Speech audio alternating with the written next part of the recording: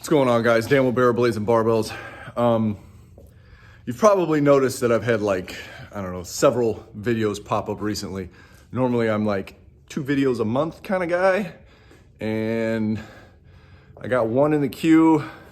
I think I already posted 2, and this will be number 4, I guess you could say.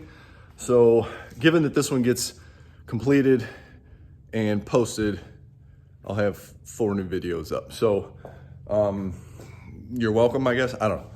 So today's project is, as you can see, there's some plywood and 2x4s behind me here. So I'm gonna give you a rundown of what I'm doing here. So stay tuned.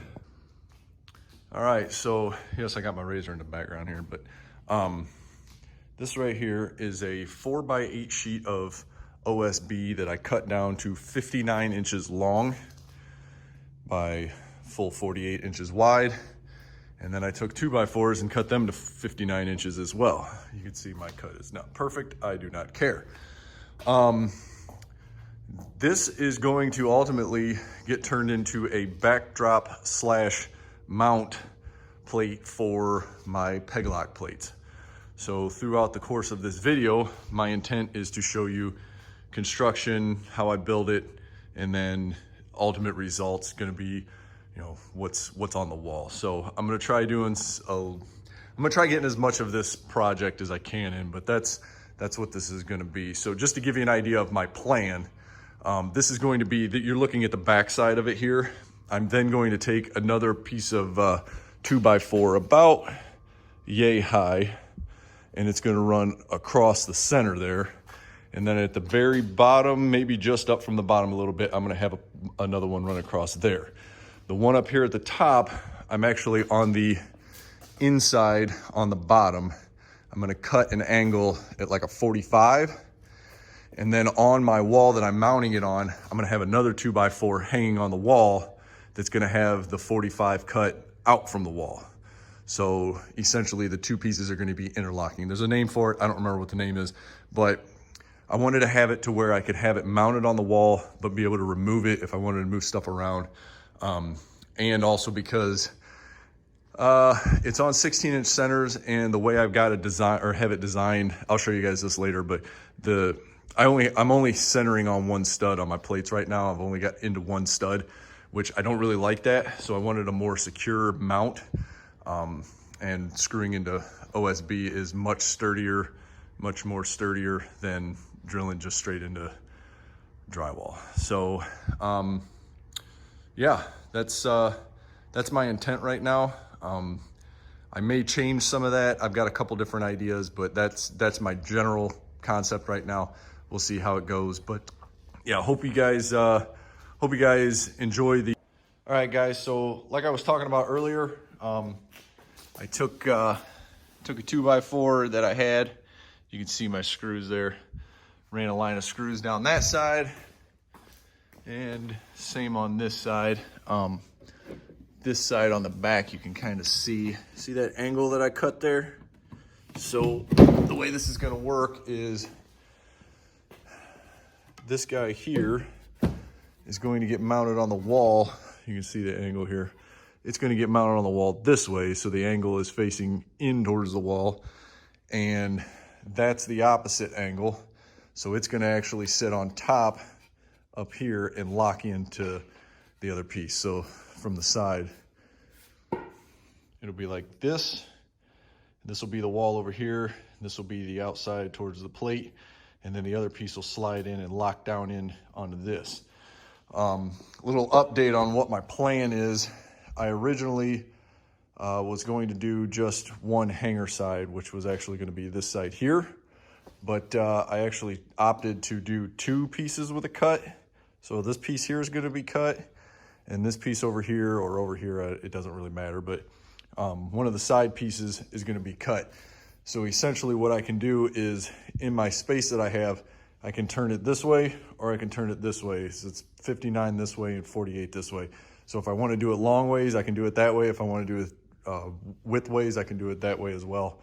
So I'm gonna put the other plates on the back, and then I think I'm gonna put 1 support beam down the middle, and then I have to start spray painting this. So yeah, it's coming along. All right, guys, so real quick, as you can see here, I've got 3 of 4 sides on. I am gonna put a board across the bottom there. But this is the plate that's going against the wall. The short side on the left is gonna be against the wall. The long side's going towards the plate. And that literally is how it works. It just slides in there and holds it in place. Okay, guys, so I got the board painted outside, and I've got the mount board hanging up here. So what I actually did is, you can see up there, right there, and right there are some studs behind the drywall. So when you're doing this kind of mount, you got to make sure you have enough room between anything that's above and the ridge line, because it has to go in over it and then drop down into place. So hopefully I did my measurements right. Yeah, this is going to be all black next time you see it.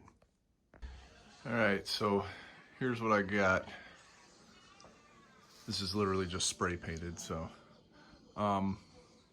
took a little bit of I had to kind of bang it right there to get it in on that side, just because that pipe is a little lower on that side than it is on this side, and I measured from right here, so it was just real tight over there, but I got it to fit. I just had to give it a little hit, knocked it in.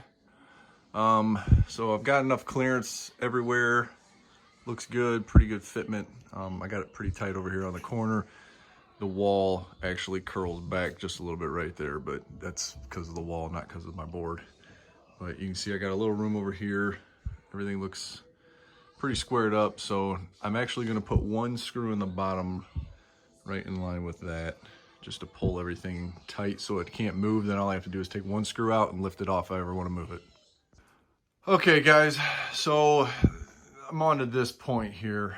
I mounted one of the plate carrier sets, and I'm gonna mount another one here, but I temporarily put just a stud one in. So what I did is I started at the top corner. They're 4 inches high, so 4 inches down. Then I took a 10-inch gap, or a 6-inch gap, then 4, then 6, then 4, then 6, and so on. Over here, what I'm planning on doing is I come down 5 inches, and then you'll be at 5 and 9. So that's actually splitting the gap here. So you'll have 1 inch from the bottom of that one to or from the top of this one to the bottom of that one, and so on. They're going to stagger back and forth, and eventually I might put one down the middle. I'm not 100% sure on that, how I feel about doing that down the middle, but I wanted to stagger them back and forth like this to give myself a little more room, because before I was doing 4 and 4 and 4, and they were a little too close. In my opinion, it worked, but it was a little too close. So I wanted to space them out a little bit further on this, and with doing a double side like this, I wanted to offset them so I can not, if I put a gun here and a gun here, they're not butting straight across. This way they're offset, so they're going to have some room. So yeah, so far I'm pretty happy with how it's turning out though. So I'll keep going. So I want to give you guys a little rundown of how I'm actually getting my measurements here.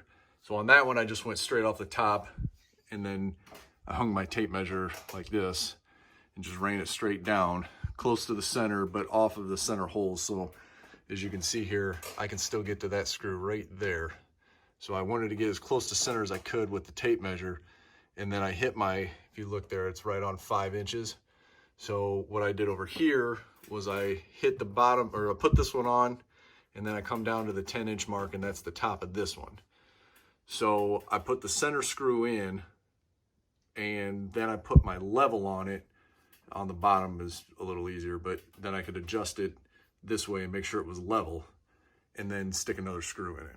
So that way it keeps your distances in between here pretty consistent all the way across. So the next one I'll put here, measure down to there, and put a screw in it, and then I'll get it squared up left to right. Okay guys, so here's the end result. As you can see, I threw up a few different items size-wise, a CZ pistol, AR pistol, AR carbine, and I actually put a bolt action, my 308 up there just to kind of see size-wise what everything looked like. I do have one panel up there at the top that I haven't used yet. I did actually put my AR-10 up on this one, and just to see. The AR-10 is rather heavy, and being as thick and as wide as it is in the body, I didn't have a whole lot of places to put a peg on top to kind of secure it. So I kind of opted away from that because I don't feel like having that thing fall from 6-7 feet in the air. Not that it would, but she's rather heavy. So the thing weighs like 15 pounds, which is a lot of weight for a gun. So yeah, overall, I'm really happy with how this turned out, though. It kind of sets the room off, gives it a unique look. Just so everybody knows, 48 high, 59 wide is what I have. There's a 2x4 all the way around, and if I want, I can actually take this thing off, rotate it a quarter a turn, and rehang it so it'll be 48 inches wide. But for now, this is the way it's going to stay. And I'm hung these up down here. I'm still debating on, I kind of want to move that one dead center and move that one out to about there and move another one there, because I've got my other plate carrier and I kind of want to have all three of them hanging right there. So hopefully I can get that done. I got to buy the materials to make another one of those hangers, but we'll get there. But yeah, hope you guys liked the video. Hit that subscribe and bell. Stay posted for, when I throw up new videos and whatnot. But yeah, hopefully you guys like everything. Let me know in the comments. So as always, stay tuned and stay tactical.